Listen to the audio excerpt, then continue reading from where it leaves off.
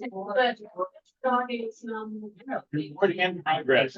Welcome, everybody. Sorry, we're having a little technical difficulties here getting the Zoom all set up, but thanks for coming. Glad you're here. I'm Dan Barber, the chair of the committee, but I don't do anything. It's all these people here like Amari and Terry and Susie that do all the work to help put these programs on. So I appreciate them doing all this for you. So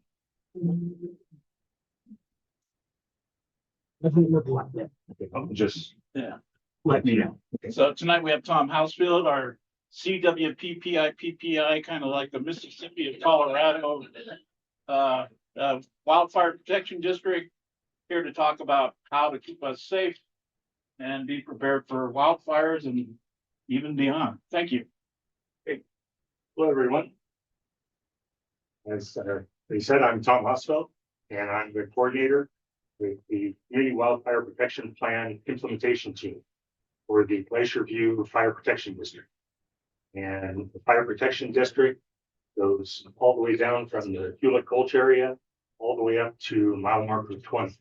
So we incorporate not just Glacier View Meadows, but personally I live in the Highlands, Whispering Pines, and all the way west of mile marker 20. So we include more than just Glacier View Meadows. So if we could kill the lights. So believe it or not, it has been 5 years since the Cameron Peak fire started.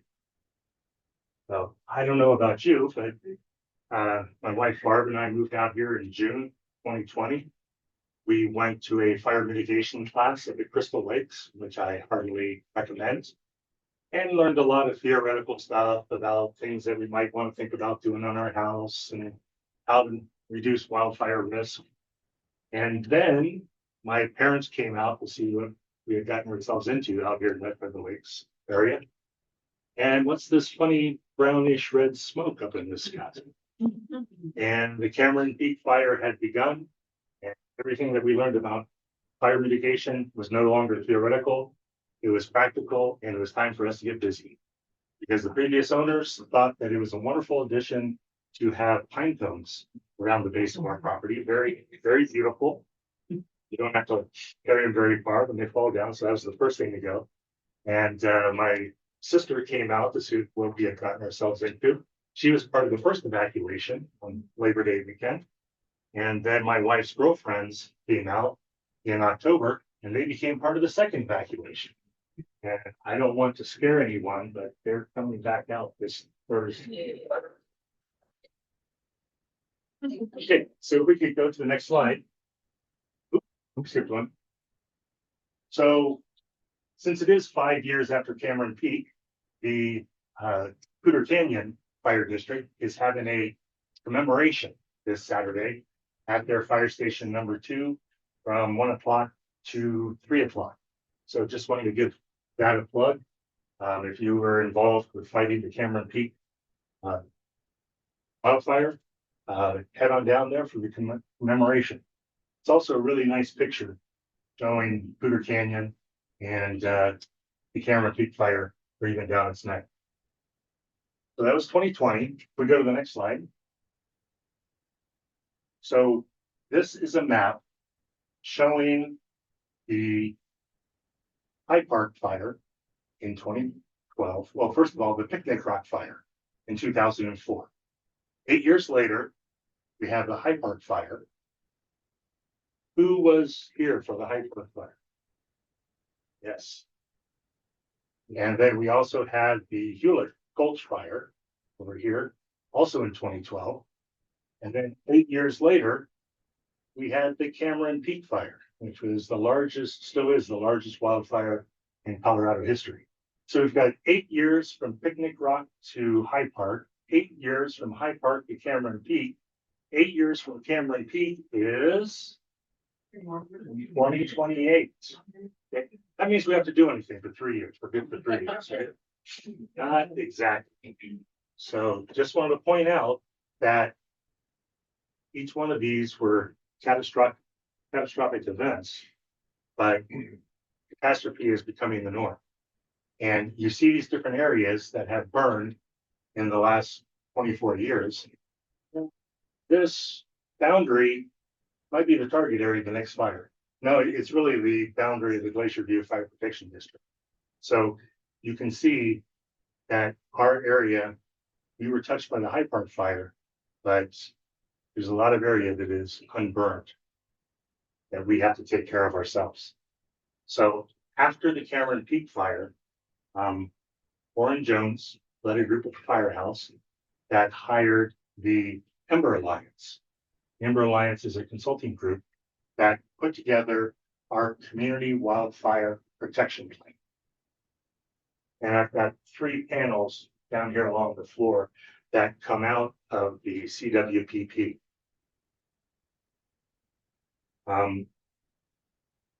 The community wildfire protection plan is good for 10 years, but it really needs to be renewed, to be refreshed every 5 years.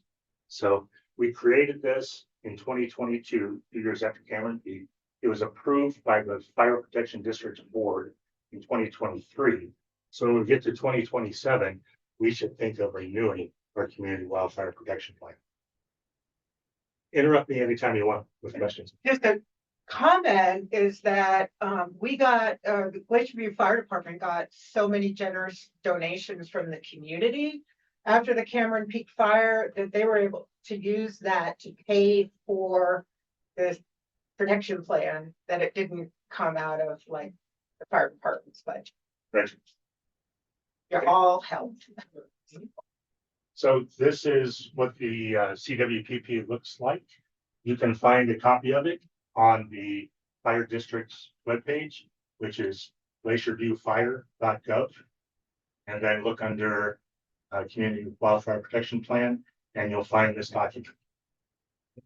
And it'll tell you about what we're trying to do over these 10 years. Next slide, please. So we created a Community Wildfire Protection Plan. Alliance was there. They gave a presentation. We all went up to DU at the time, their presentation hall, gave a presentation of what our risks are, what we need to do to mitigate risks, and here's the plan. And then, like a fool, I stood up and I said, who's responsible for implementing this plan? That hadn't been decided yet. 5 years later, here I am in front of you. So we have a community wildfire protection plan implementation team. The plan is nothing unless you have a team that can implement the plan.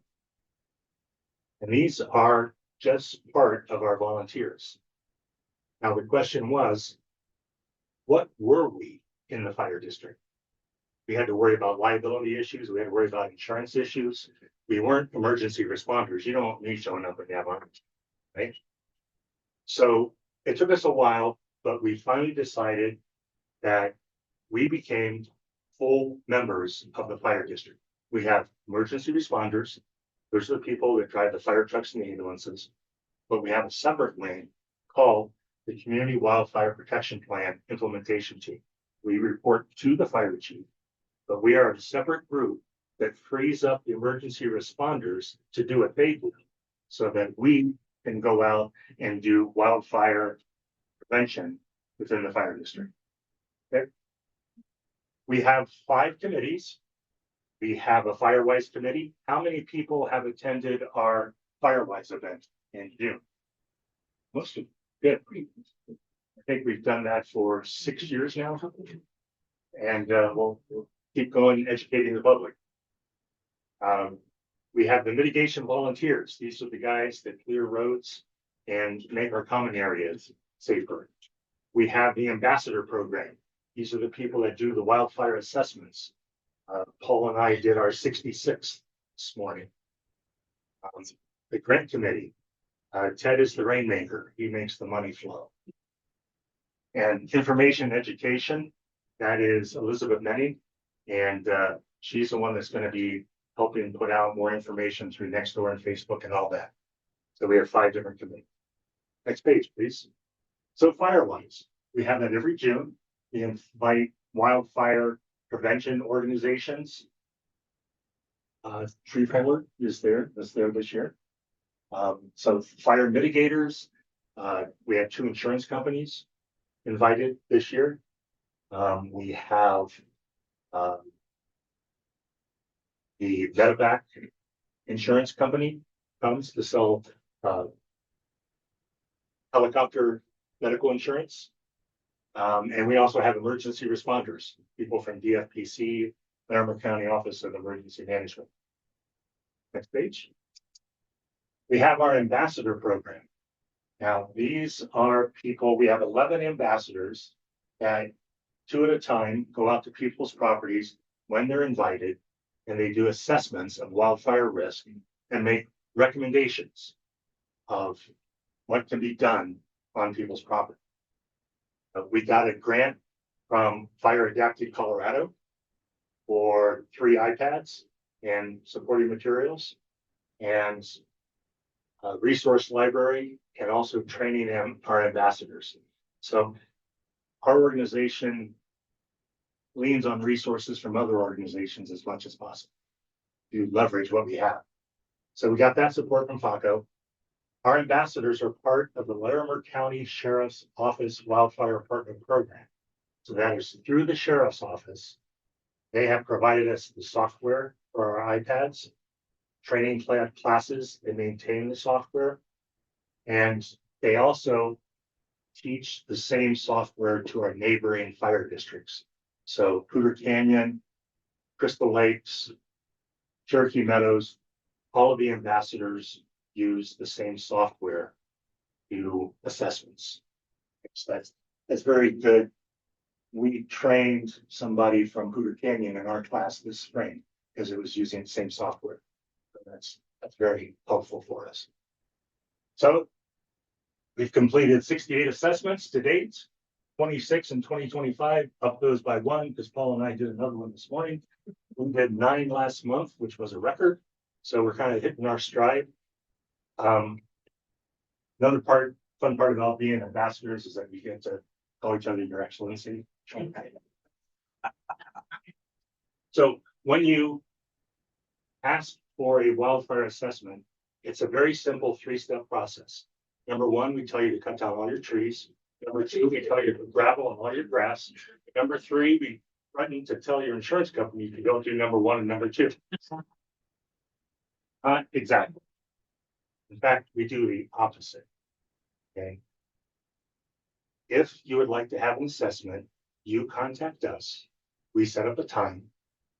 We follow the home ignition zone brochure, which is here, and there's copies of it when you came in. And we go around and take pictures and draw green arrows for things that you've done well, red arrows where you can reduce risk.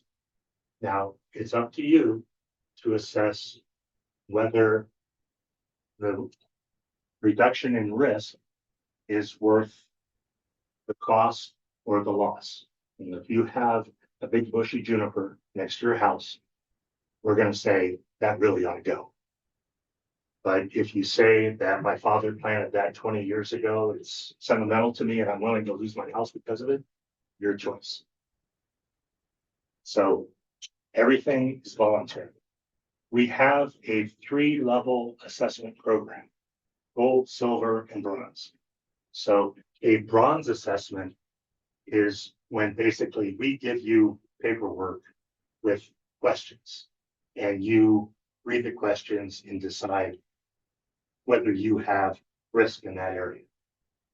What we do with our ambassadors is called a silver level assessment, where 2 of our ambassadors come out, we take the pictures with the iPad, we send you a full report, we talk to you, you need to be present on the property so we can have a conversation as we do this.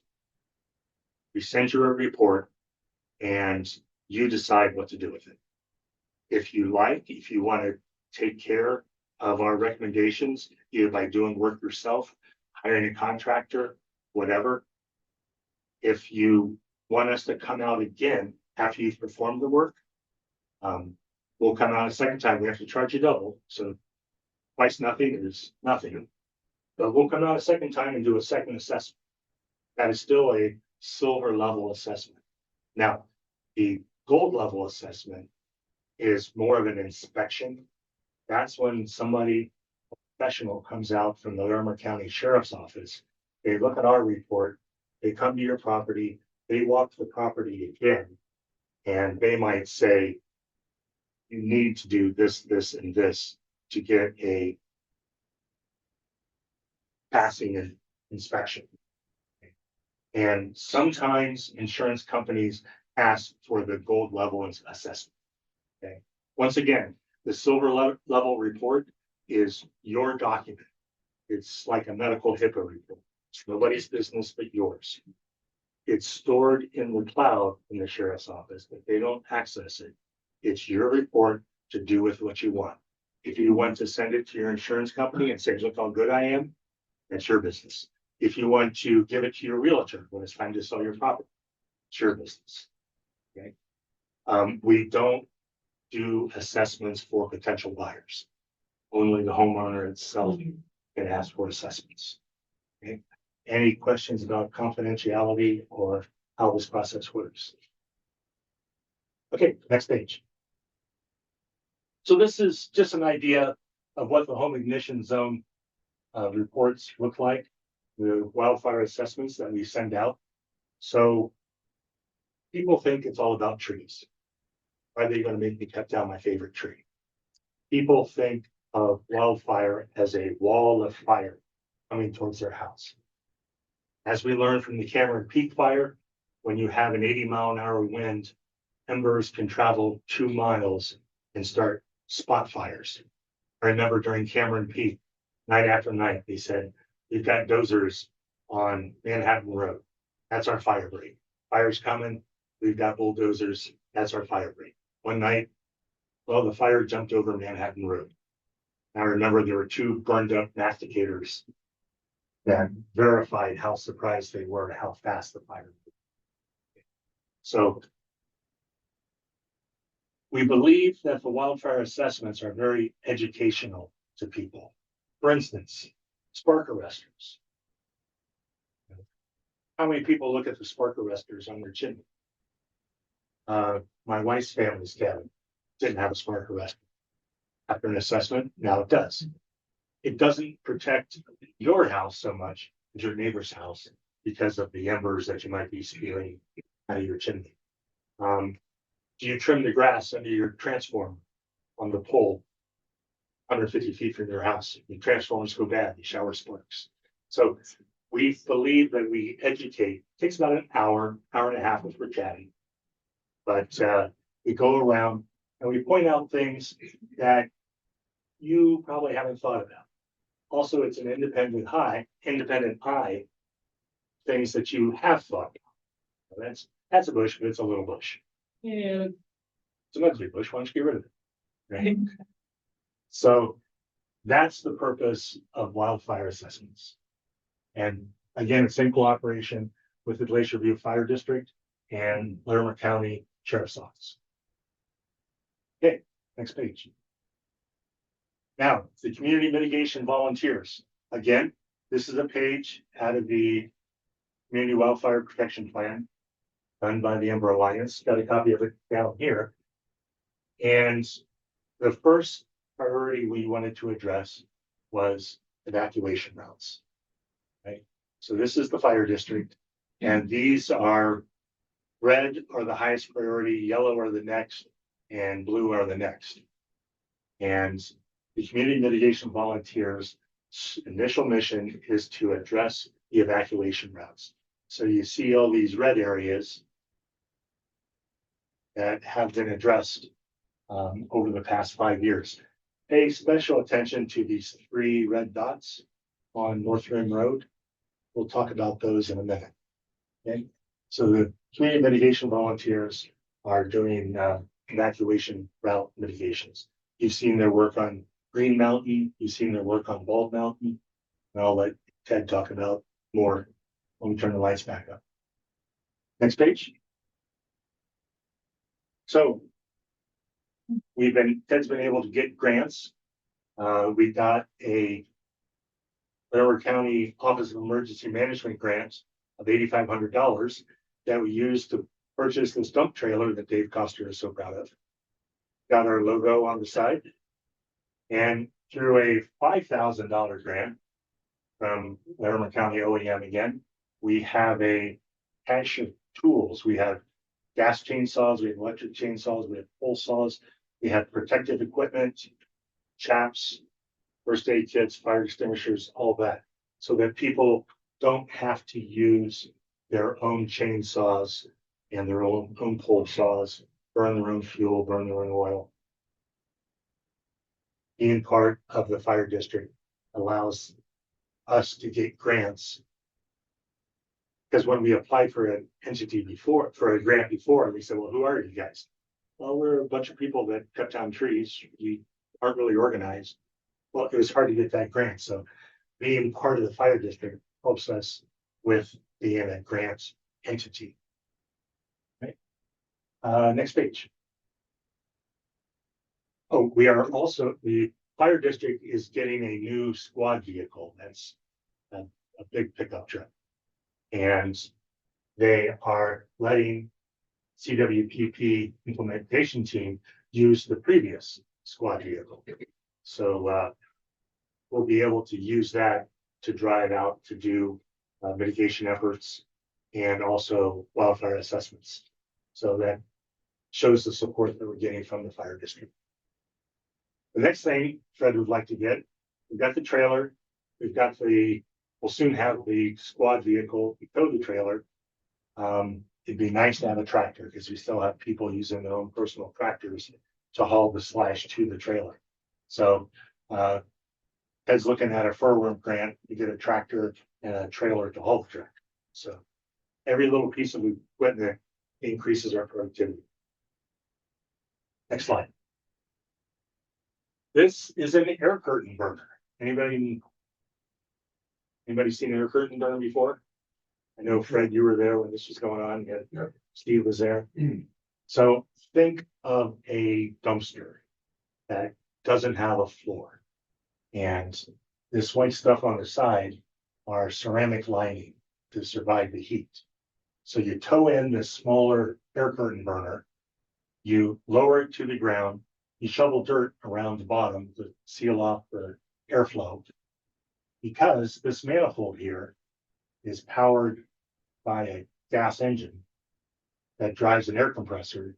So this is air coming out through these holes in this manifold. And it's coming down at like a 20-degree angle. So this is a big vortex going here.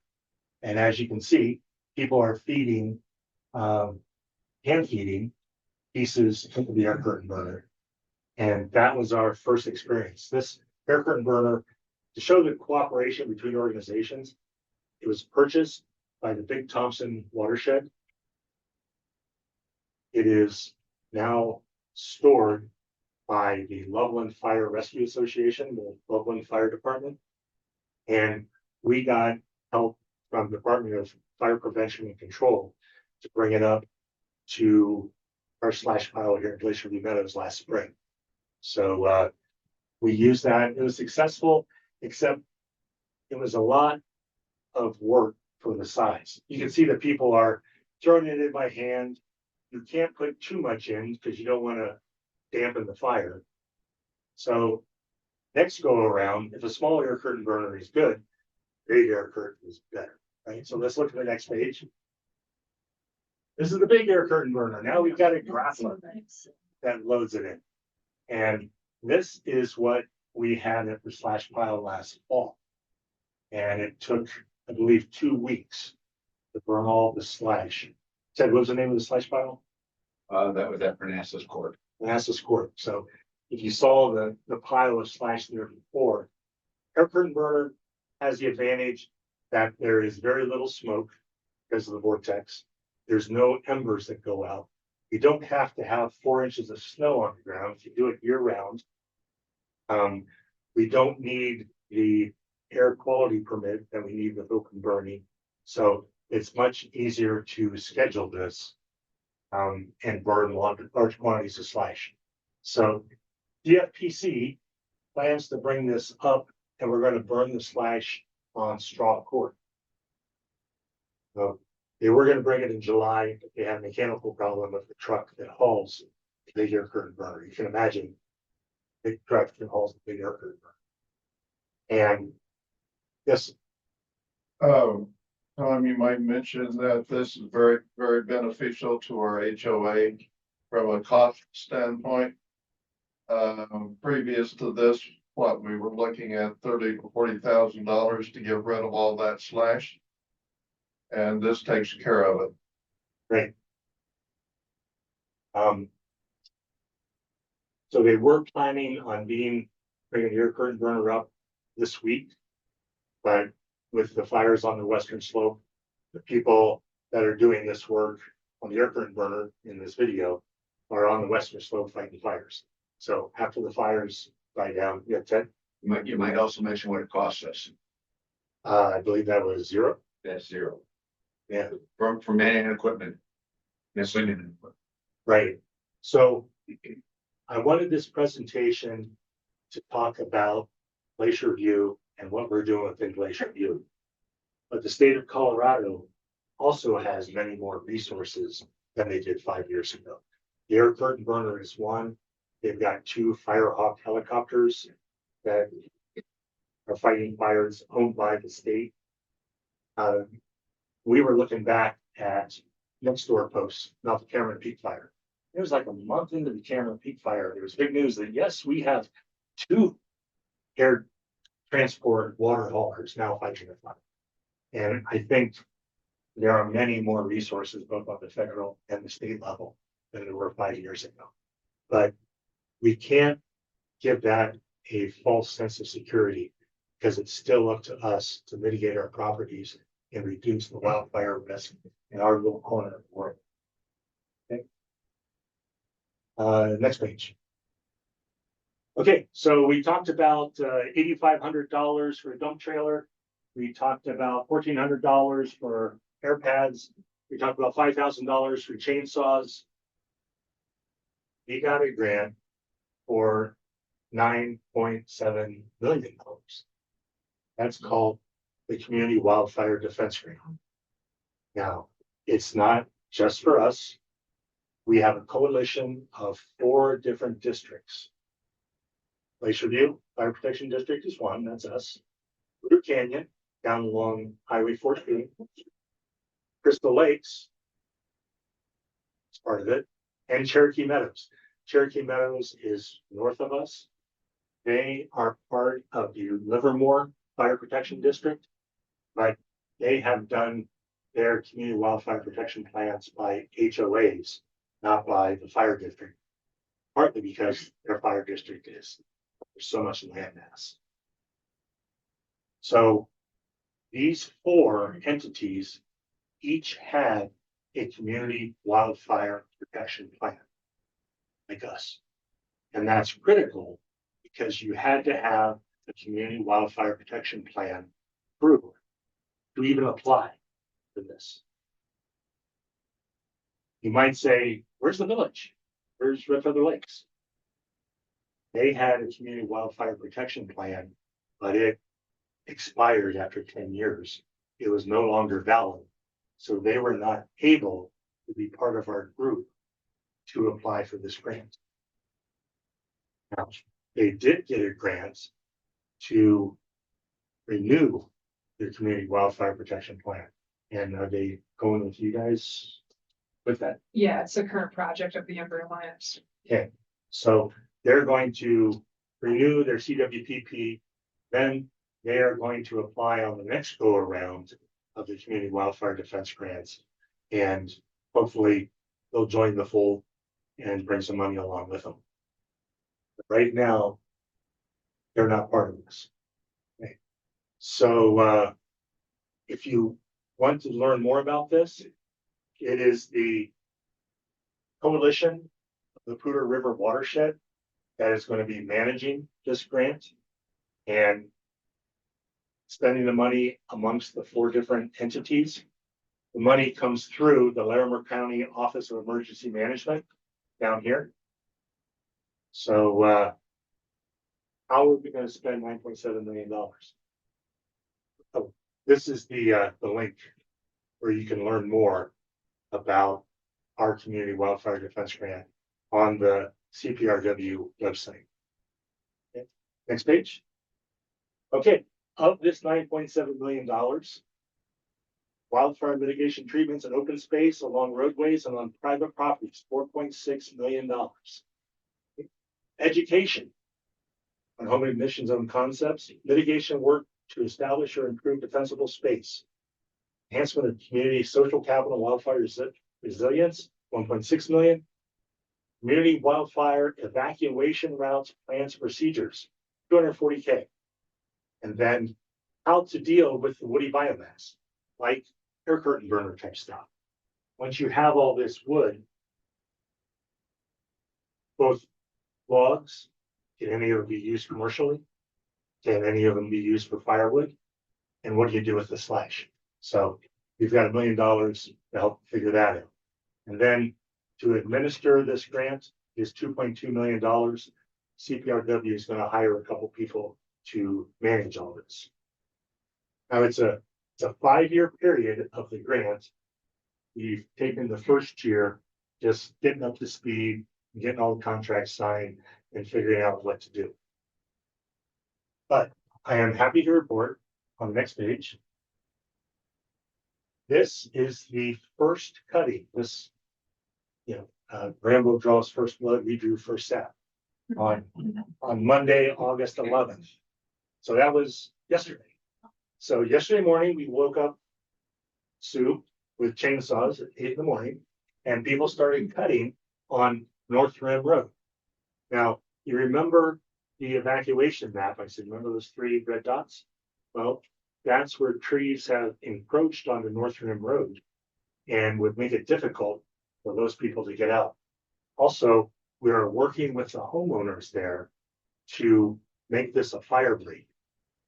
And that means cutting and thinning more trees. So it's not just an evacuation route, so that if fire does come from the west, which it normally does, winds normally blow from the west to the east, that this project will help provide another fire break for Glacier View Meadows. So thanks to all the people on North Rim Road that are participating in this project. And things are getting done. I also heard yesterday, since you can see some of these trees are pretty good size, that they got permission from Cavender, and we're going to start a wood bank over here at Gate 8 by the mailboxes, so that they're going to bring some logs over there. Don't know what sizes, they might not be ready for your wood stove. You could grab logs to for your own wood burning purposes. We're still in the early days for that. Next page. Okay. How many of you got mailers about the evacuation drill that we were going to have on August 10th, 2 days ago? Okay. Sorry, we had to cancel that because we only had 24 people sign up. So what the Larimer County Office of Emergency Management wants to do instead, they're having a virtual webinar on Tuesday, August 26th from 4:30 to 5:30. And everybody knows how to use QR codes. Take the camera out. You can take a picture, put it on camera, website will come up, you touch the yellow button, and it'll take you to our website, you can register. They're also having a class that they call Dare to Prepare. This is empowering communities for resilience. And that is going to be, it's both days. It's a 2-part class. It's not a either or. Wednesday, August 20th and Wednesday, August 27th from 6 to 8 p.m. And this is in person at the Larimer County OEM offices down in Johnstown. So a bit of a drive for us, but if you're interested in disaster education, August 20th and 27th from 6 o'clock to 8 o'clock p.m. And once again, we have a QR code here. And both of these, we're going to be going out on the next door under the Glacier View Fire District today, so they should be on next door now. Okay. One thing I wanted to ask people for the evacuation drill. I mean, no harm, no foul, but as feedback for us, why was that not a success? Did people feel like we already had experience evacuating, didn't need to have a drill? It was a beautiful day Sunday. Yes. We didn't get a mailer. Okay. And I mean, we were talking at breakfast this morning that very few people got the mailer, and you're lucky if you happen to see it on Nextdoor. And I think that was lack of communication for people. It's kind of ironic now, but we were worried about overflowing the drama center. Overflowing Boy Scout Road. We thought that sending mailers to everybody in the fire district might swamp us. So let's go slow and only send it out to part of the district. So that's that estimation on our part. Yes. For me, it wasn't for our filing, so I didn't want to take space from somebody else. Like you're saying, if it was overflowing, we didn't want to take space from another family for their Okay. filing. Okay. All right, thanks. So these are other attempts to educate people on how to evacuate. Things that I've picked up in the last 5 years. I heard the mayor of Superior. She was mayor during the Marshall Fire. And she said that, you have voluntary evacuations followed by mandatory evacuations. If people have more than one vehicle, if they take that vehicle somewhere else during the voluntary period, when it's the mandatory period, got half as many cars on the road. So that's one best not. We learned to work down the meat in our freezer that we would like this time of year to be an almost empty freezer, because you don't want to have to haul all that meat out, because when you have an evacuation, a lot of times they shut off the power. And we've heard stories of freezers that freezer full of meat went bad. Meat stunk to high heaven. They threw it away, used 5 quarts of Clorox to get rid of the smell. Could not get rid of the smell. Insurance company wouldn't pay for a new one because the freezer still works. So just trade stories with the neighbors about what they learned during the evacuations during Cameron Peak. Because not everything is in the brochures that you see. Having a go bag, being ready to go. Cameron Peak, it's not always going to be that way that we get 2 months notice, or at least 3 weeks notice that, hey, a fire's coming. Lightning can hit your neighbor's yard and you could have a wildfire coming at you before you know it. So having a go bag, knowing where your emergency papers are, having a plan for what to do with your animals, both cats and dogs as well as horses. So this is the time to think about evacuation when you don't have it. Okay, next page. Okay, so for contacts, I've got a stack of business cards outside. I've learned that when people write down their email address, I'm very bad at reading it. One time somebody put down their email address as mail.com. I thought, well, obviously they meant gmail.com. No, there really is a mail.com. So instead of me reading your handwriting, if you would like to have a wildfire assessment, we have brochures out here explaining what wildfire assessments are. If you would like to be a community mitigation volunteer, if you like working with chainsaws, if you could help picking up sticks, you don't have to be a He-Man lumberjack tossing 6-inch logs. If you can pick up twigs, we'd love to have you. Okay. If doing the assessments looks like something that's in your wheelhouse, something you would find enjoyable, we're always looking for more wildfire ambassadors. Okay. So that's my email address here. CWPP coordinator at glacierviewfire.gov.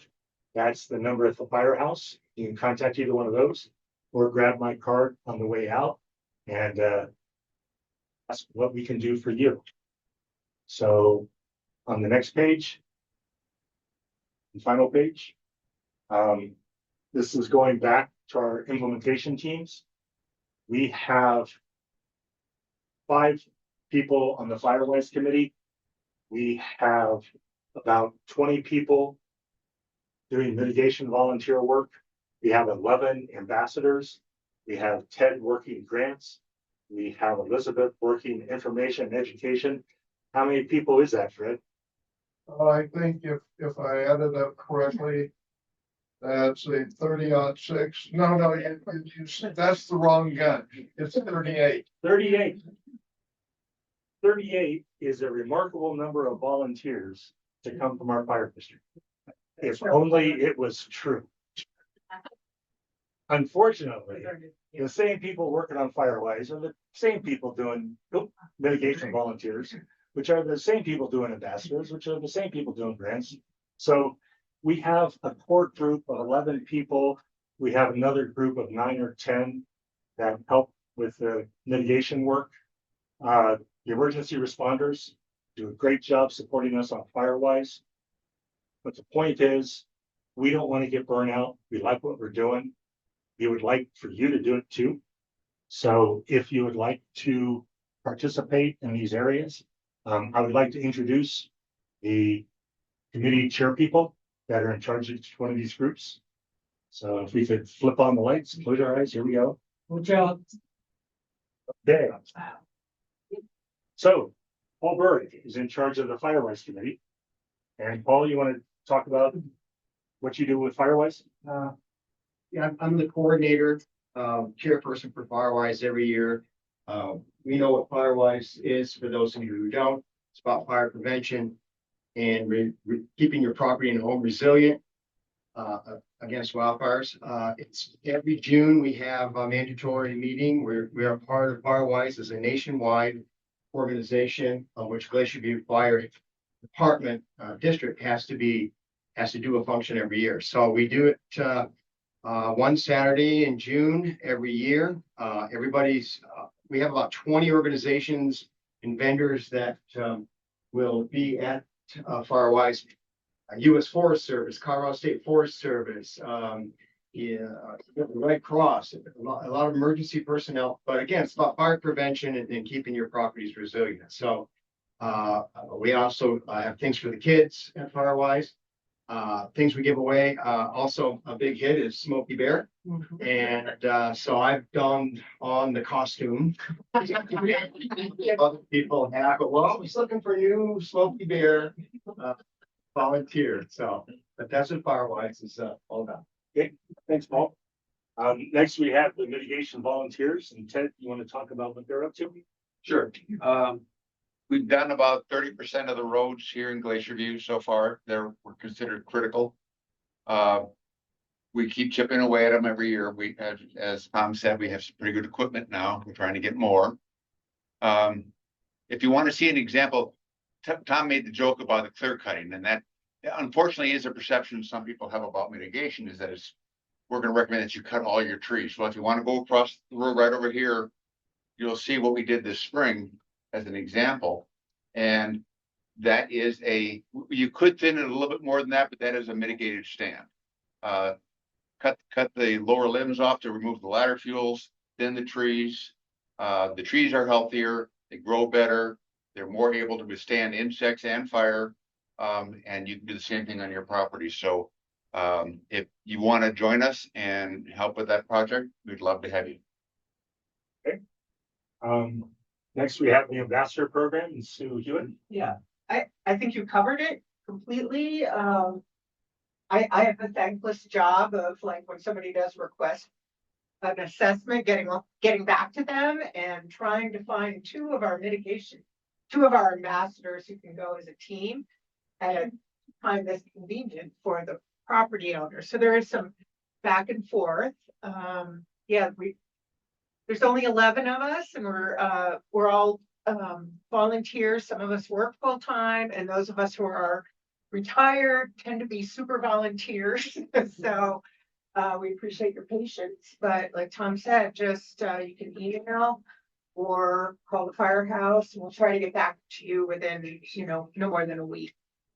Get it going. It only takes the visit to the house, to your property, only takes an hour and a half, usually, unless we get very chatty. And then about within a week, you get the report showed us. So We noticed the phenomenon that people would say, yes, I'd like to have an assessment. And Sue will contact saying, how about next week? Respond. And they don't respond for a month. You send another email, they don't respond. What we found is that it's like hiring a house cleaner, right? You have to clean your house before the house cleaner comes. So, and that's okay, but please let us know if that's what you're doing. Because we keep thinking, hello, anybody out there? And if you're cutting trees and hauling slash, that's wonderful, but let us know that we're cleaning the house before the house cleaner comes. Okay. Grants. Good. Talk about all the good stuff we're doing there. Well, the big news Tom gave you was the big CWDG grant. But we are working on another grant for a furworm, try to get the tractor. We partnered with Ember Alliance and they secured a grant that's going to provide training for what is called S212 certification for chainsaw operators. We try to have a team leader certified. We also go up to Crystal Lakes and get a lower level certification up there. But anyways, if anybody has experience in grant writing, again, we're always looking for more bodies. Yep. And then last but not least is Elizabeth Menny with the Information Education Committee. Hi, Elizabeth Menny, to your hers. So I basically take information that the committee chairs pass along to me and create social media posts that either I will send on to the fire department admin, Deborah. She'll post them on Facebook and Nextdoor under the fire department, fire district banner. I also create the informational handouts that we had at Firewise, the summer newsletter that we had with some of the information, pictures, community listings, and upcoming events. Let's see what else. Just kind of like a catch-all type of thing. I do have a full-time day job, so summers are very busy for me. So it's kind of been hit and miss lately. So I'm sorry about that. So yeah, if anybody else is interested in any sort of communications types of things, please reach out. We can always use the help. Or if you have any ideas or want more information, like when we see on Nextdoor, people are saying, where's the slash pile? It's like, oh, well, we got to get something out about that. So please feel free to reach out if you have questions about anything like that. We'll try to get more information out in a pretty timely manner. Thank you. And the group that we have working this has tended to be friends and family, word of mouth. So we're going to try to make better use of Elizabeth and let people know when the mitigation volunteers are having an event. So when you see those on Nextdoor or Facebook, you are invited, you are welcome. More hands, the better. Okay. And feel free to repost and share and all that kind of stuff too. Right. Right. And respond about how much fun you had the last time you went. Holy slash, it's fun. Okay. We've got 5 minutes left. I'd like to open the floor to questions. Yes. When we first moved in, there was a group of people from the fire station that would come around and pick up slash in trucks, and we donated $50 or something like that to help donate to the fire department. Is there any sort of ability to have someone come pick up slash from our pile if we don't have a trailer of our own? Or Haven't had that capability yet. Like I said, I'm from the Highlands. okay. We got a grant to allow people to cut slash on the property, haul it to the road, and we had a contractor haul the slash away. We got a grant to do that. Now, the Highlands is much smaller than Glacier Meadows. you're the second person I've heard mention that, and it might be a good idea for us to think about a way to do that. I mean, maybe it would be a call for pickup type thing, as we wouldn't want to travel every road to Well, see what's out there. what was it? Probably 7. Yeah, I volunteer for that, so, people would use their own trailers. And, we had a crew and we would go with the different homes that had slash who donated or pick it up and take it to the slash spot. That's a good idea. We'll keep that in mind. I was a part of that. How many years ago? Jim, how many years ago? You organized or Dan? Since they Yeah. used my- At least. So it's been at least 5 years. I want to say maybe more like 8 years ago. It was way before him. So there's Yeah, probably we a lot had of like slash built up. almost a dozen trailers and crews, like four people crew and one around. And picked it up and at that time, we also had a chipper that we hauled the slash to the chipper, chipped it up and spread it on the ground. We didn't haul it to a slash pile. We chipped it where it was. Yeah, a lot of work. But it took care of a lot of slash without a lot of expense really to anybody. So I tried to get on Chris Nystrom's free because he had a self-dumping. Yeah. Yeah. Well, that took a lot of volunteers and a lot of effort and organization, and Jim Petrie, I think, really ramrodded a lot of that. If we breakfast burritos from Glacier Gals. It goes a long way, then, the volunteer organization.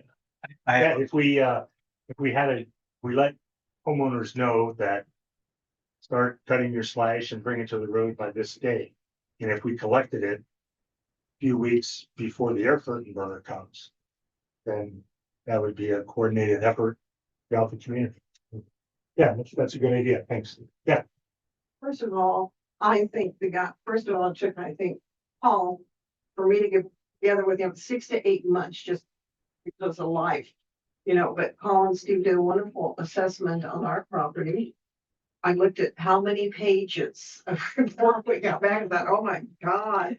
But luckily we didn't have too many major things. But one thing, I mean, Jeff and I, it takes us time, but we can, mow our own yard, weed whack, things like that.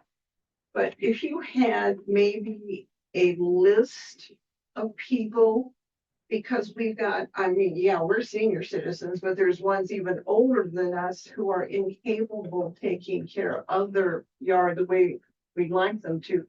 If there was somebody available, like at the end of the assessment, they could say, oh, and here's a slip of paper, here's some names who might be available to help you. I don't know if it can be done or. Is that list on the Glacier View Meadows? Is that what? Website?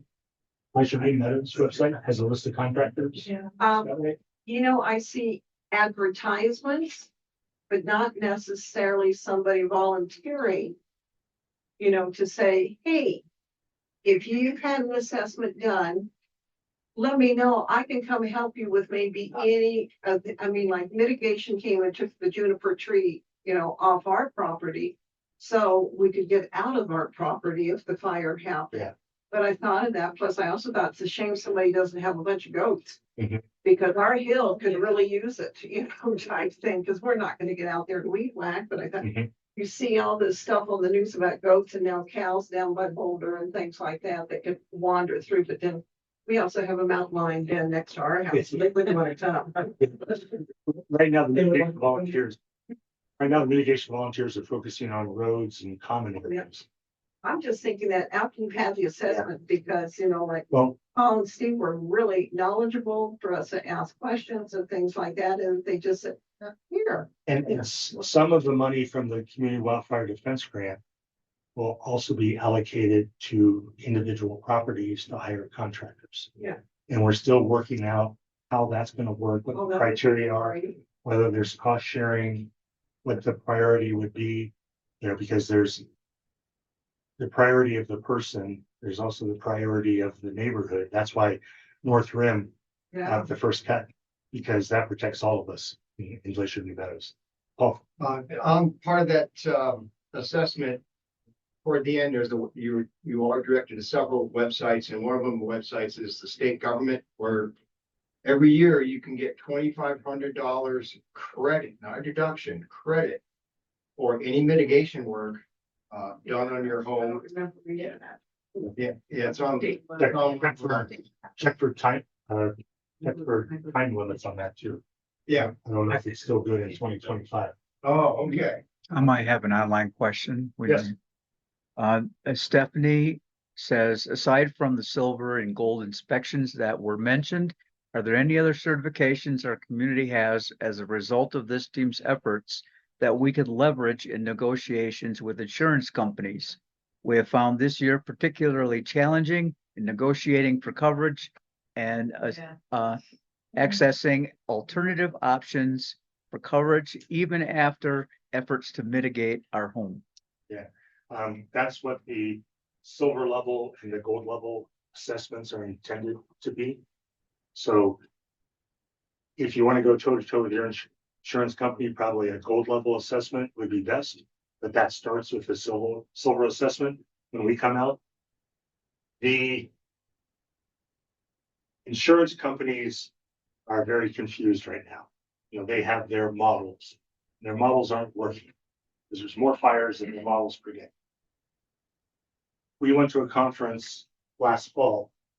Somebody said that it's like when the casinos were losing money at blackjack. How do casinos lose money at blackjack? Right? The odds are in their favor, right? They know what the statistics are.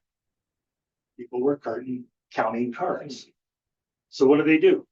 They kick some people out that are card counting, right? That's their highest risk. They get rid of that. And they have more decks in the shoe so that it's harder to count cards, right? They instigated ways to reduce their risk. And that's where they're at right now, because they're losing money due to wildfires. And they're starting to learn about wildfires. They're not always doing a good job. We've heard horror stories of people that asked for an insurance policy before they closed on their house. They sent out an inspector. The inspector said, "Oh, limb up these branches 10 feet." And they hired a contractor to do that. Called up the insurance company. Okay, we'll send an inspector back out. Sent a different inspector that said, they don't need to be limbed up. They need to be cut down. So, moving the goalposts. So, yes, it's frustrating. It's a little bit of chaos right now. The Colorado legislature passed a law last year that your home insurance company has to give you a score on what your wildfire risk is. Now, it's not a common score. You can't judge a number from Allstate with a number from State Farm. Maybe that's the next step, but they have to be able to give you a number as to what your overall risk is. Sort of like a FICO score when it comes to finances. The other part is your insurance rates will be based on your ISO rating, which has a lot to do with how far you are from a certain size of fire station, has a certain amount of water hauling. So those of us who are pretty close to fire station or gate 8 here, our ISO rating is a little bit lower, but the farther out you get the ISO. However, the wonderful folks at the University of Denver's Mount campus are building that building is actually going to be a bus garage, but they're giving a bay to the fire department, and it's not quite been decided yet, but if they're able to keep a truck there with a certain amount of water hauling capability, that will affect the folks on the west side who really are way too, I think it's 5 miles from the fire station. So anyway, supporting the fire department so they can continue to develop resources and tankers and tenders and wildland engines. Yes. Can help. Yeah, so as you work on the roads for evacuation and trying to create wider lines. You have things like trees on people's property. Are you having any issues with people not wanting to have that mitigated, even like?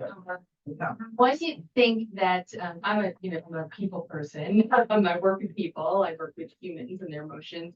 What kinds of things do you think that people might need to convince them or to help them let go of whatever aesthetic in their mind they're holding on to? There are 6 property owners along the stretch of North Rim Road that were trying to do this mitigation. 3 out of the 6 said, yes, I'll work with you, we'll plant trees and do my property, please. 1, we can't get a hold of, can't get them to respond. Another one isn't really that crucial, don't have trees along the road, so let them go. Another guy, Ted and I have been there once, Henry's been there 3 times talking to this guy. First time he said, not just no, but hell no. But then we talked about, well, you got all these baby trees along the road.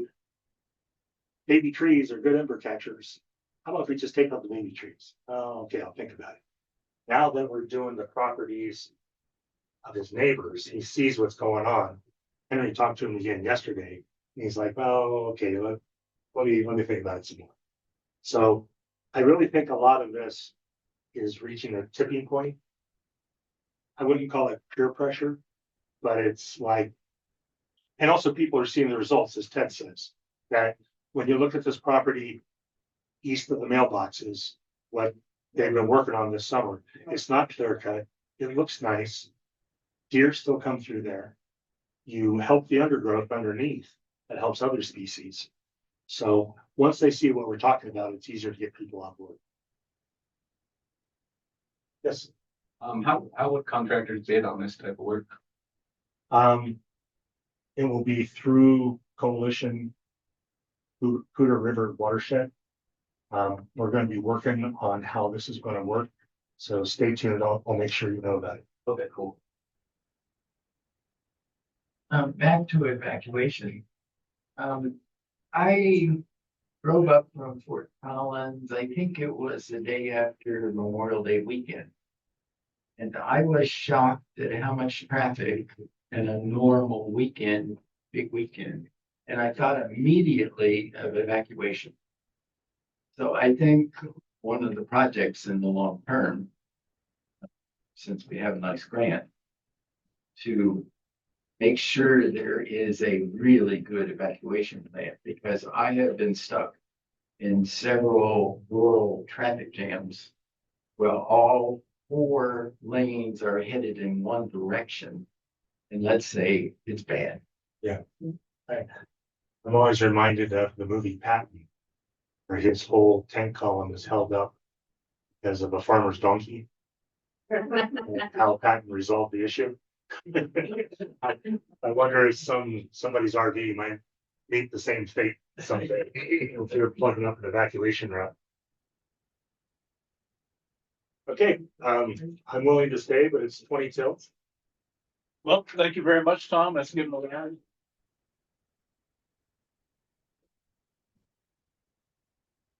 And if you're interested, the next one is September 9th, and it's going to be our cattle ranchers. If you've ever been out on the road during the cattle drive, one of the best things I ever saw when I moved up here in 2013. I was like, that's a cattle drive. But come listen about cattle ranching next time around. Thanks. Thank you for coming. Thank you, Tom. Thank you.